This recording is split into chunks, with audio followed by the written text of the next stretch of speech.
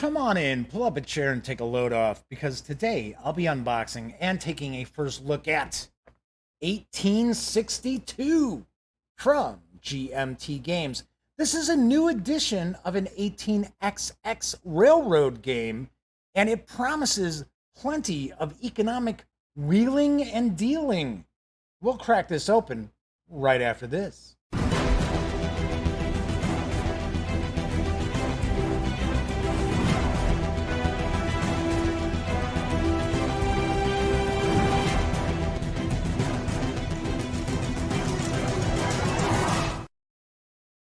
Howdy, howdy, howdy. I'm Jeff McAleer, back once again as your host here at the Gaming Gang channel. Welcome to the Duct Tape Studios. As I mentioned in the open, I am going to be unboxing and taking a first look at 1862, which is from GMT Games. This is designed by Mike Hutton with artwork and graphic design provided by Mike Hutton and Roger B. McGowan. This game is for 2 to 8 players, ages 14 and up, plays in 2 to 6 hours, depending on the length of game that you're looking for and the number of players, obviously enough. This does carry an MSRP of $79, and it is in stores right now.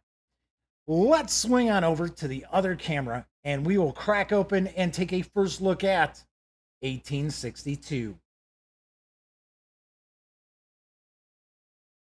Here we've got 1862 Railway Mania in the Eastern Counties from GMT Games. Funny enough, when I first saw, 1862, I thought, it's an American Civil War game. No, it's an 18XX game. And I will point out, this box is heavy. Must be jam-packed. So first off, let's get the shrink off here so we can get rid of some of this glare. But as you can tell, this is this is a pretty, what is this, a 3-inch box, I think? And I think when we open this up, we're going to see this is jam-packed, which is not unusual. That is not unusual for GMT Games. Usually you crack open a GMT game and there is not a lot of, just empty space. We don't crack it open and see a lot of air. So it says the Great Railway Mania of 1844 to 1847 saw an extraordinary expansion in the British railway network. Huge numbers of private investors were encouraged to invest, but as with many such ventures, few of these enterprises proved profitable. The bubble truly burst in 1849 when accusations of fraud surfaced at the Eastern Counties Railway, then in bitter dispute with its rivals in East Anglia. The game is set in this cauldron of railway construction. Players will vie to start railway companies, invest money in railway shares, and attempt to run the railways they control for personal gain, trying to keep them afloat in changeable economic times. Object of the game is gain wealth by investing in railway companies, which then build railway networks to gain revenues for their shareholders. All right, and you probably heard Pinky down here. Pinky is one of the 2 cats that we have. Yes, Pinky's down here making sure that everyone knows she's present. So, yes. Sounds like she's kind of quieted down. So, this game plays in about 2 to 5 hours. I assume this is going to be depending on maybe the scenario as well as number of players. It's for ages 14 and up. Here is something that I think is cool. This plays up to 8 players. You do not run across a lot of 18XX games that will play up to 8 players. That is pretty wild. It is a little high on the complexity, a little higher than I would have expected. It is a 6. Solitaire suitability is medium. It's a 5. That essentially probably means not so great solitaire. So let's crack this open and take a look. Like I said, this thing is heavy. And it is from it's a prune game, as well as GMT. Paper money, boo. Boo, hiss, boo.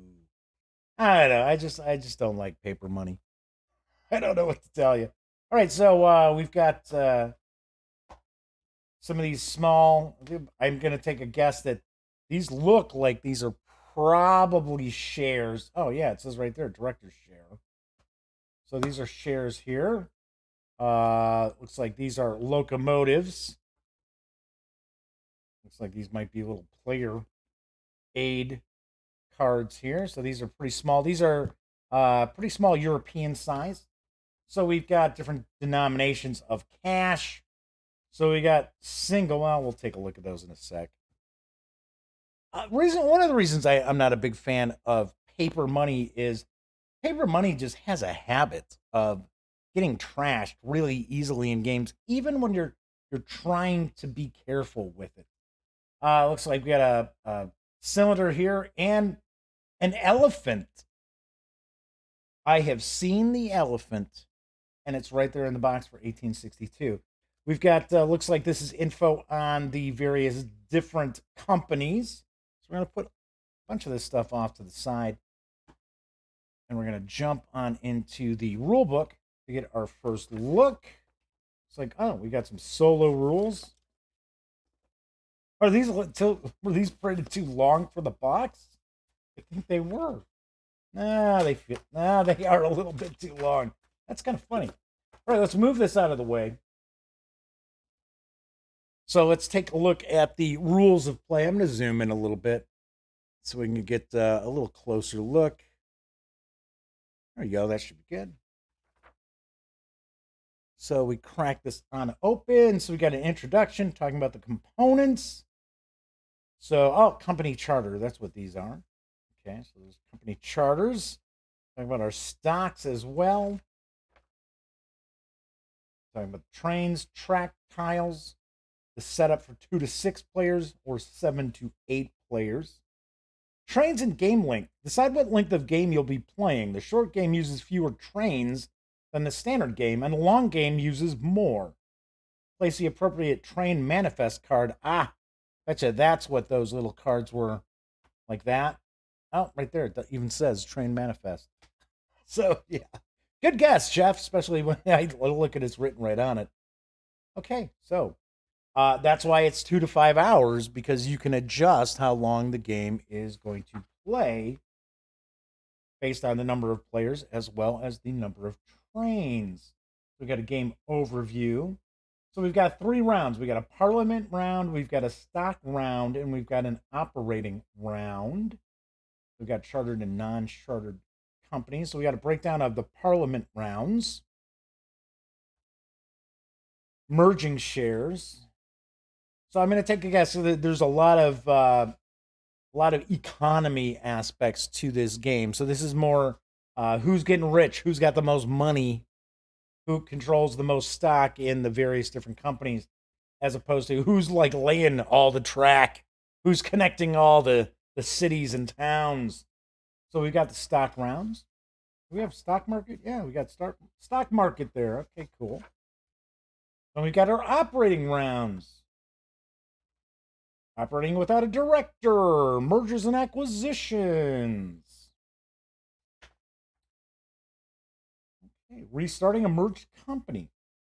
Of course, we have different track tiles that we're going to lay down.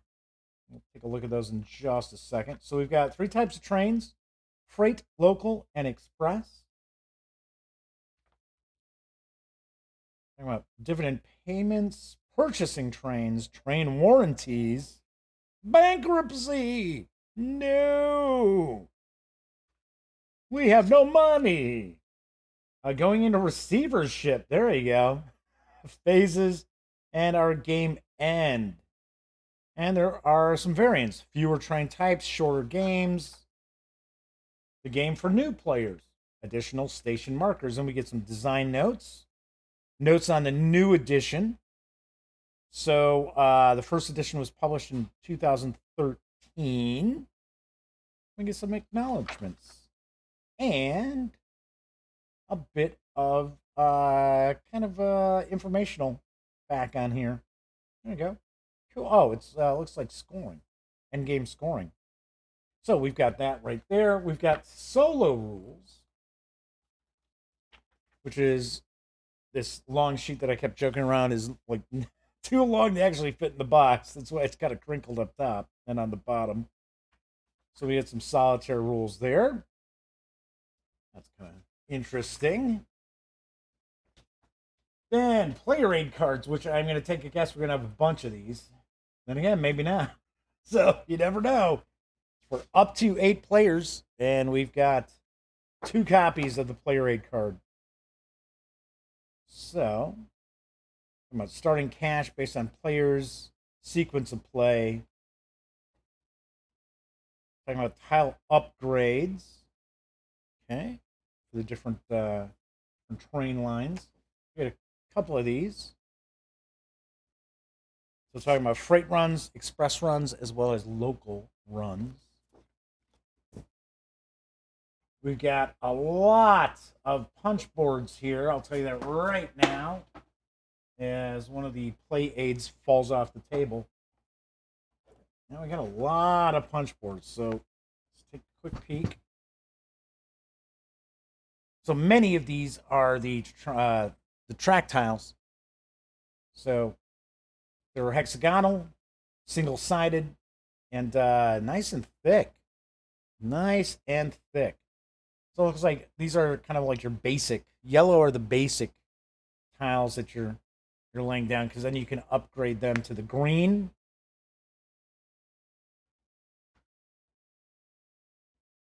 I think these might be stations here. I think you probably control them with 2 different companies, maybe. I don't know. And then we get this kind of russet color, and that's going to be our upgrade. And then we've got like Harwich, Ipswich. Oh, maybe these are like major city there, because it's got 4 of those. All right, so we've got those, and we got more. So hold on. So we've got all these different discs. There we go. So we've got these different discs that are representing the different, looks like the different companies all here. Got train permits. These are dual sided up, and that one started popping right out. So these are cut really nice. Let's see. GMT always cuts their counters nice, though. And I know people give me a hard time when I do my reviews of a lot of their war games, and I don't cut my counters. I don't trim my counters. I just do not have time. So, and I know I'm a heathen. What can I tell you? We got these.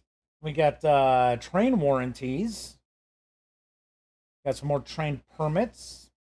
It's only single-sided. We got player order. Got certificate limits. More permits, more warranties. I'll take a guess these are probably single-sided as well, for the most part. Okay, so we've got those.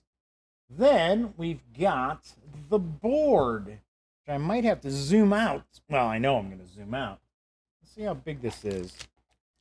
This may not be huge, though. No, it's looking like it's pretty big. So, you know what? Let's save the board for last. Let's take a look at some of these cards in that. Okay, so we've got the paper money, 2, 10, 5, 20, single denominations, 50, 100, and 500. So those are the denominations that we've got the paper money for. And I will point out, the paper stock is nice. These might hold up. So it's not just like crap, really cheapo paper. But then again, personally, in games like this, and I know I'm kind of going off on a tangent, I would prefer to see like a punch board, even if you had just little circles with different denominations. Just I think those hold up just so much better than paper money does. But then again, I know there are some people out there who really actually like paper money. So we've got those. Let's take a look at some of these cards real quick, and we'll look at the companies. I swear, I don't know what. I don't know what the elephant represents. Maybe it's the elephant in the room. Okay, so let me get my hobby knife out here.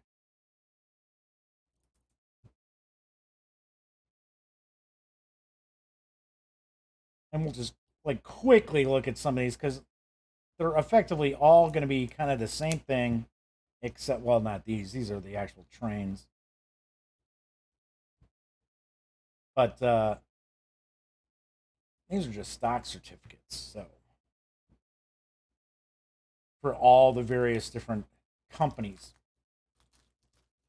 And these are a nice stock. But I would still look, if you're going to be playing this a lot, I would look to get the Euro size card sleeves to pop these into. In fact, these are, I want to say this is, I think this is a small Euro. So we got the different companies. Seeing 10% on these. So these are all 10%. I've got 10% of YBC knives in Cambridge. So we've got those. Look like these are probably more than 10%.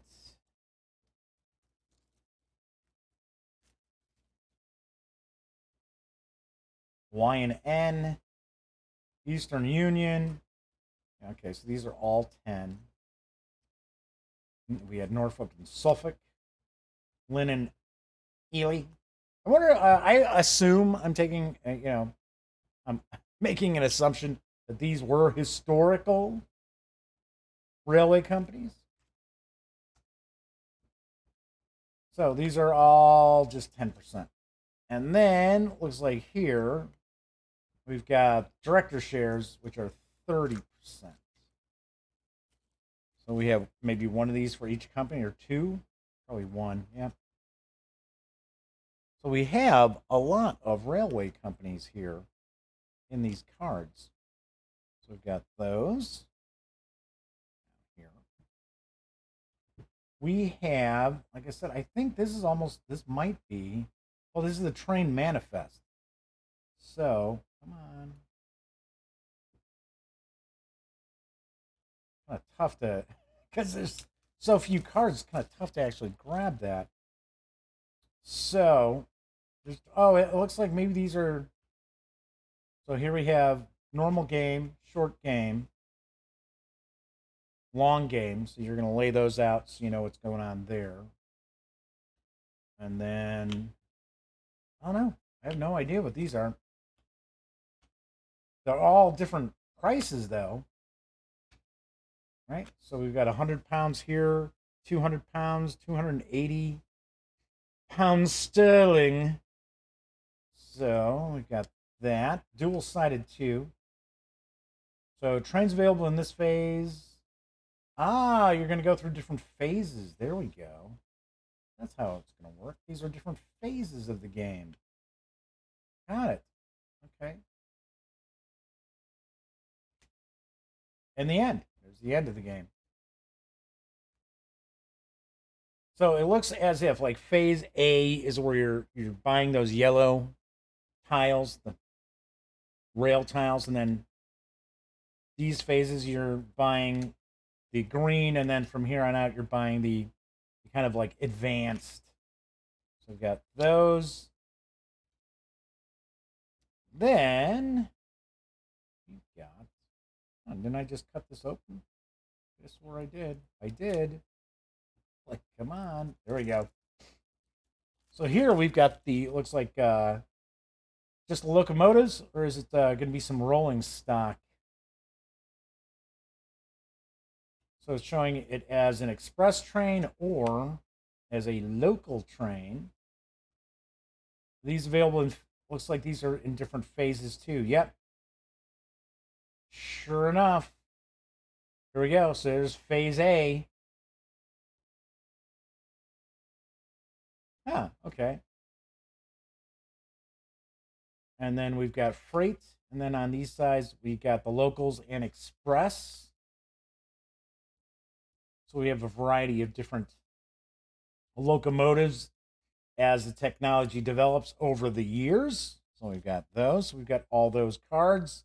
And then the last thing we're going to take a look at before we take a peek at the board are the railway company cards here. So dual sided. So it looks like we've got chartered and non-chartered sides. So each of these companies are going to have one of these boards for you to utilize. If you, I'm taking a guess, if you control the company, if like you own the most stock in it, then you're actually going to have this in front of you as you play. So you're going to have your permits, your shares, treasury, and trains. Nice. Cool. All right, so we got all of those. Then the last thing we're going to take a look at is going to be the board. So what I'm going to do first, because it looks like this is probably a pretty good sized board, is I'm going to put all this stuff back in. We're going to just put the board on top when I wrap up. So we're putting these in here. Oh yeah, I'm sure this is going to be a mess.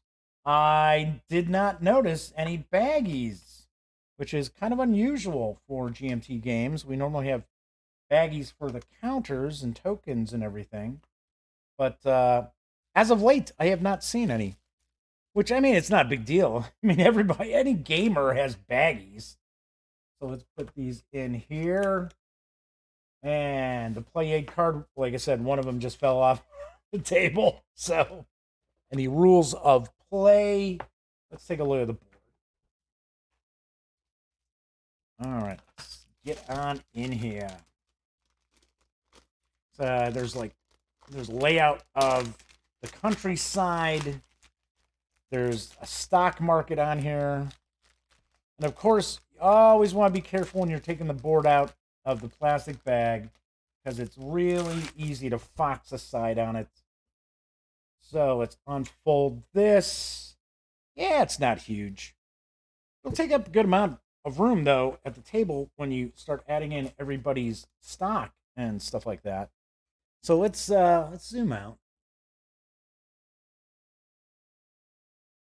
Try to give you a better look at this, even though it is cutting off a little bit of the top. So let's go up here, kind of show this off. So so these are directors' certificates. Okay, and then some become available here at Phase B and Phase C. Area of the map looks like maybe zoomed in from the London area. So it looks like this is the stock market running along the side. Here's the layout of where your tracks and everything are going to go. Got a bank pool. We've got a train pool. Chartered companies. So as we saw when we first started taking a look, this is a complexity 6 of 9 from GMT. So there's going to be a bit going on in the game. So this is not necessarily, oh, you like Ticket to Ride? Jump on board here. But that said, there are loads and loads of people out there who just love 18xx games. In fact, most conventions that I always go to, you always have loads of folks who are hanging out doing Puffing Billy gameplay, and some of them will actually play multiple different 18xx titles in a tournament. So this is 1862 Railway Mania in the Eastern Counties, which is available right now from GMT Games. So let's swing back over to the other camera, and I will wrap up. That's your first look at 1862 from GMT Games.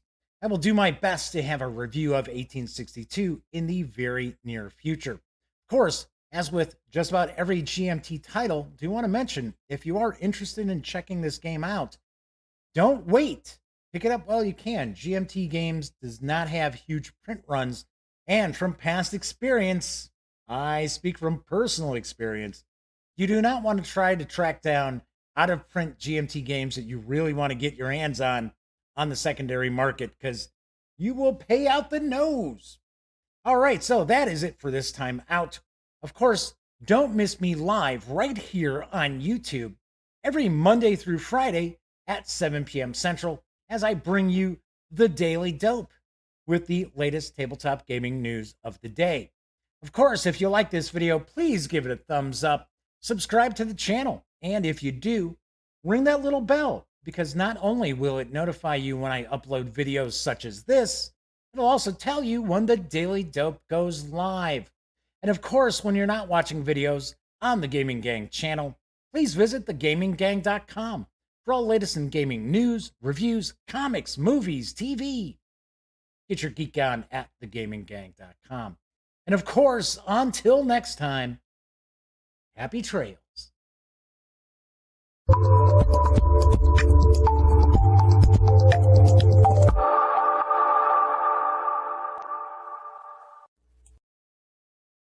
Oh, I see you're still here. Well, if that's the case, by all means, subscribe to the Gaming Gang channel by clicking on our logo right here. If you'd like to check out some of the most recent episodes of the Daily Dope, you can check out this playlist right up here. And of course, if you want to take a look at one of our standalone videos that YouTube is recommending for you, then by all means, click right here. And of course, I'm Jeff McAleer, and thank you very much for watching.